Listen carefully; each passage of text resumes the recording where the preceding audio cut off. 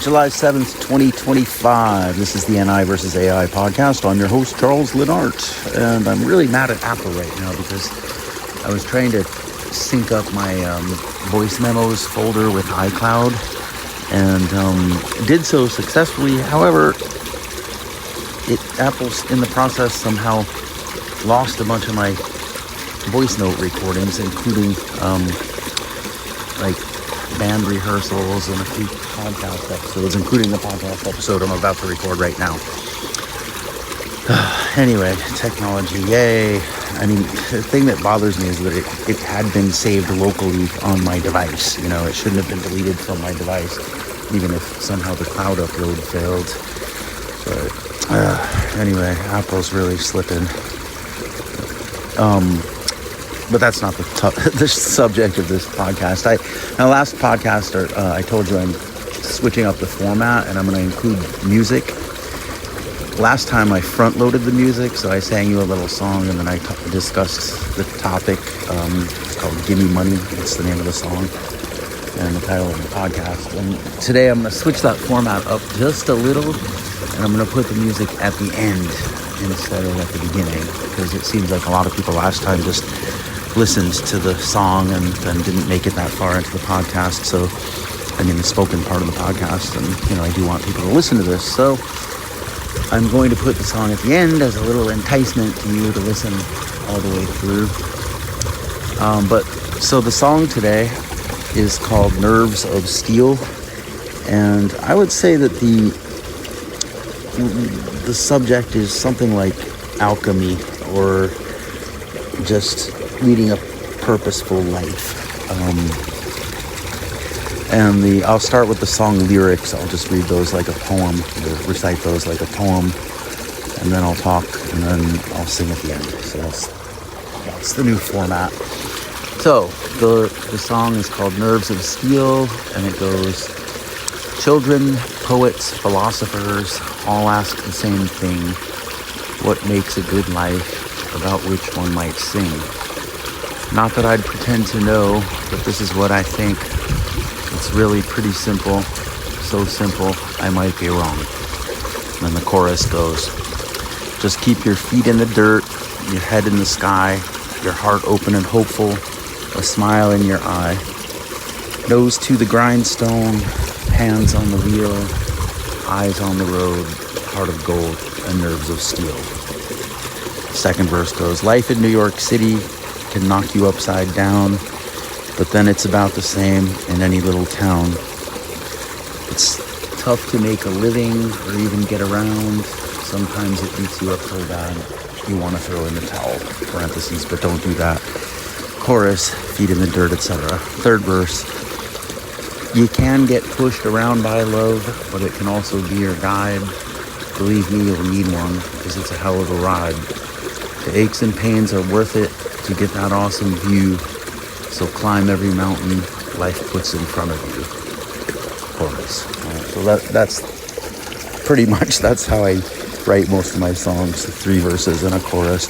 Sometimes there'll be a little bridge in there somewhere. But anyway, so to me, and it is my song, so I think I'm qualified to speak about it.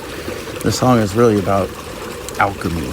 And alchemy is, you know, if you look in your history textbooks, you'll see that there was a period of time when kings were trying to pay, you know, chemists and magicians to turn lead into gold, which was a really stupid idea, because if they had been able to do that, you know, then the price of, you know, the value of gold would have gone down to something like the value of lead. So even if they had succeeded, it wouldn't have been a very good thing ultimately. So alchemy is really actually a spiritual concept, not it. So the lead to gold thing is a metaphor in my mind, and what it is, it means taking kind of like the tough things, the cruddy things, and using those to grow and become stronger.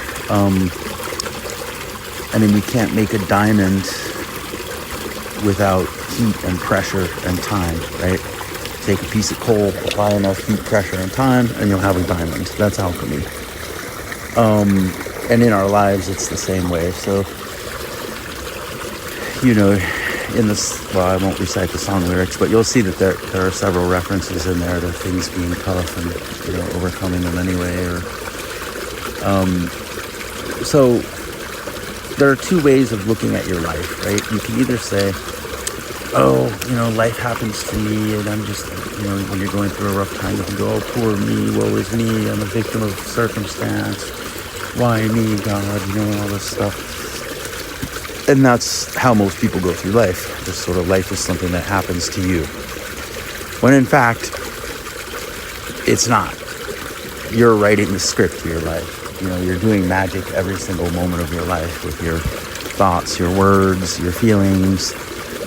All that is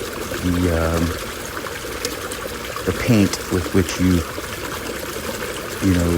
create the picture on the canvas of your life. And so, these rough things, if you look at it with a woe is me attitude, then, you probably won't achieve alchemy. And you may even just find yourself stuck in a continuous cycle of, poverty or depression or brokenheartedness or, whatever it is.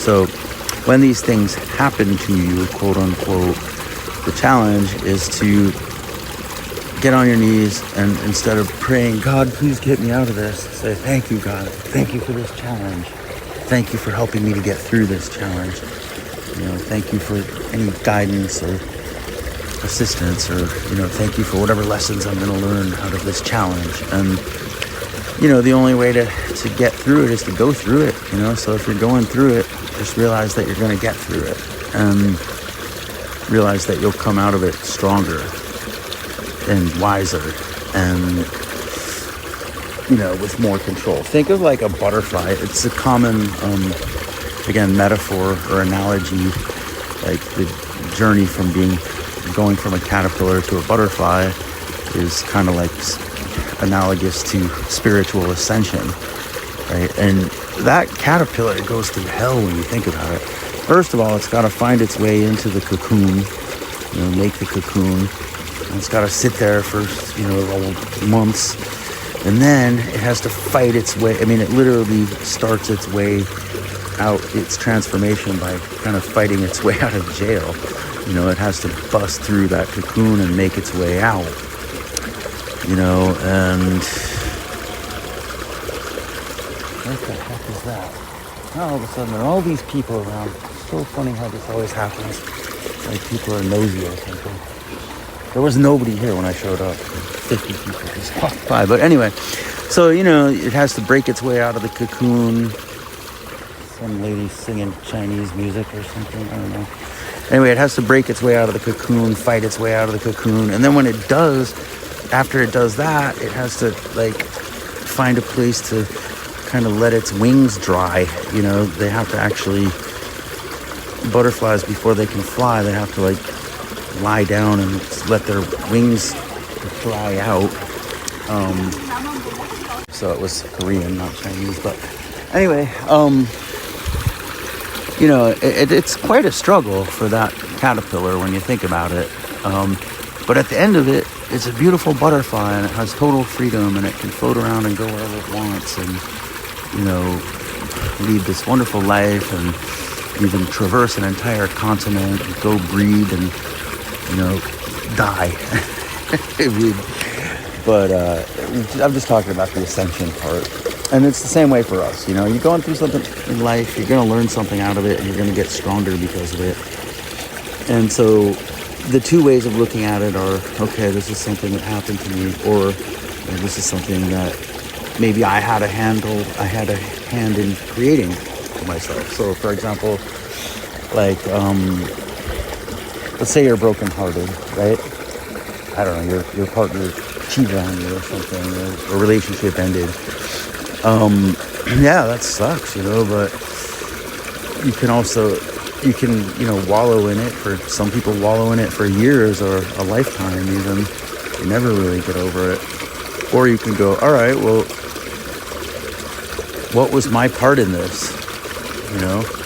I mean, some people are just narcissistic and selfish and whatever, and in which case you can say, well, okay, I dodged a bullet. She or he is somebody else's problem now. Thank you, God, for, getting them out of my life before I wasted my whole life with them. Or maybe you can say, well, yeah, gee, maybe I was kind of taking that person for granted, and maybe my words were a little harsher than they should have been sometimes, or, you kind of have to do the shadow work, and that's a big part of self-love, all right. So the going back to the song lyrics, like the first one is the first verse is what makes a good, or the first line, or even second couplet, something like that. What makes a good life, about which one might sing. A big part of it is love. Like, if you're not experiencing love in this life, then what the hell are you doing here? And I'm not just talking about like romantic love. I mean, just a sense of joy, a sense of appreciation, a sense of beauty about things, about life and what it is, other people. And the funny thing about that is you can't receive that unless you can give it, right?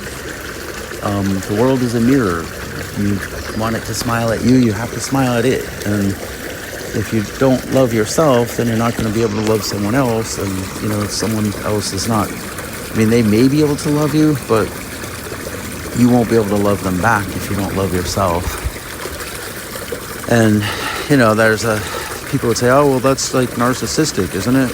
Or that's, you're just going to be conceited, or what do you mean love yourself? No, not lust, love. You're going to say, hey, I appreciate myself. I forgive myself. I care about myself. I respect myself. Like, all those things that go along with love. I see my own beauty, all those things that go along with love for someone or something else are things that you have to give to yourself, love, respect, appreciation. If you can give those things to yourself, then you can give them to other people.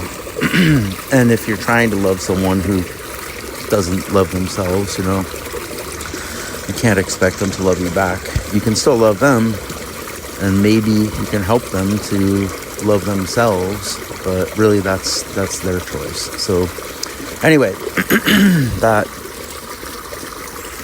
that's like a big part of what makes a good life, just love. Another thing, the second thing, and I really do think it's only these two basic things, and they're kind of related. The second thing is purpose. It's like, if you feel that you're here for a reason, and I believe that we all are, I don't believe that God makes mistakes. I believe that God puts us all here for a reason, and our reasons are different. And as long as you're in your purpose, then you'll be happy and you'll be productive, and that purpose might, not be what you think, and it might be like, you might think, oh, my purpose is to serve God, so I'm going to go, become a monk. And you join a monastery, and you go to this monastery, and you get up at 4 o'clock in the morning and pray, and, eat gruel, and, wear rags, and, lead this ascetic spiritual life.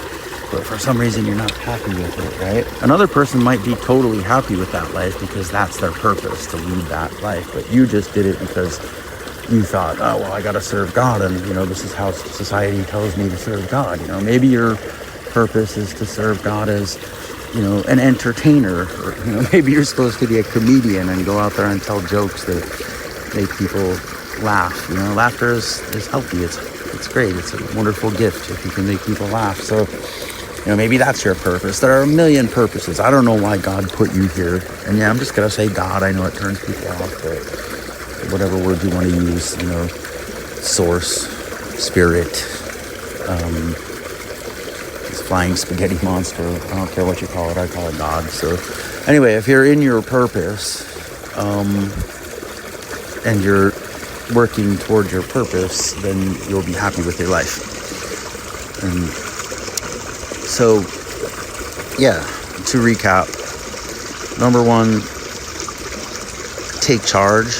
Life isn't something that happens to you. Life is something that you are actively creating in every moment. When bad things happen to you, which they will, all part of it, those are blessings, they're lessons, they're opportunities to turn the coal of your soul into a diamond. There's all these people who just showed up out of nowhere. It's so weird. Anyway, yeah, and alchemize. That's number one, or number two, based on that. So take charge, alchemize, love, and live in your purpose. And, I think for me, that's what works. I'm not saying this is just food for thought for you. You might have different ideas. And if you do, let me know. Because I'm always open. Or if I said something that you disagree with, let me know. Because I want to hear others' opinions, That's how you grow. Again, that's part of alchemy, realizing that you're not always right. There is always more to learn. Anyway, so I'll leave it at that. Once again, I'm Charles Lennart. This is the NI versus AI podcast. And now I'm going to sing y'all a song. Nerves. Nerves? Yeah.